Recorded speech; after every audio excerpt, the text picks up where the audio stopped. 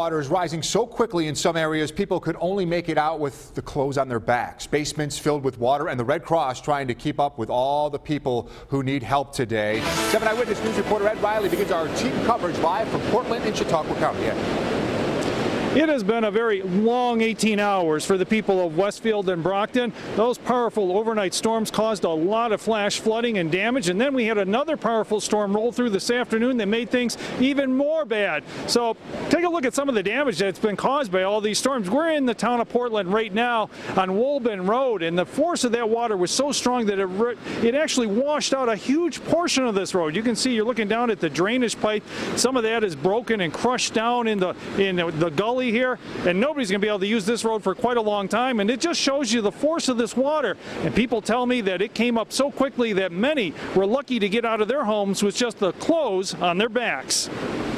We jumped down, she went first, and the water was all the way up to her waist. It looked like as if we're in the river itself. I mean, I'll be honest, I was scared. No sooner had these residents from the Eastside Trailer Park in Westfield finished telling me about what happened overnight when we heard a noise and saw that a nearby creek had overflowed again, and a flash flood was once again racing through the trailer park for a second time. Oh my Lord, here we go again.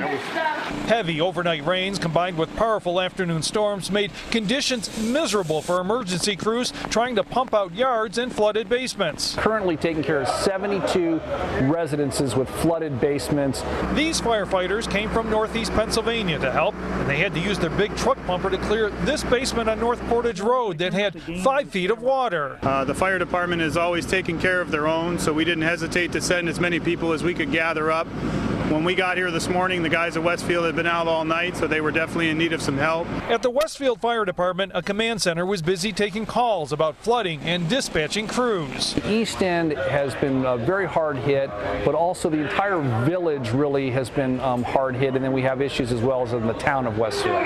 Some homes were so badly flooded that residents had to be evacuated. The American Red Cross setting up shelter for people in the Westfield High School and providing food and water. They heard a downpour, and then they heard the water rushing, and then they said next thing they knew the water was up to their doors. Damage is widespread in Westfield with yards and road shoulders washed away. Many homeowners also reporting damaged heaters and hot water tanks, and the force of the water even left parking lots a crumbling mess.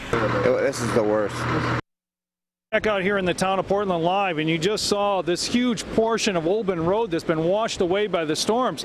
Now luckily there were no injuries reported during all this rain, which is kind of amazing, but a state of emergency has been declared for Westfield, and officials are still reminding folks that there's a lot of water up in those hills coming down through these creeks. So if you're in an area where the water starts rising, don't wait, get out and get to safety as fast as you can. Live in Chautauqua County, Ed Reilly, 7 Eyewitness News.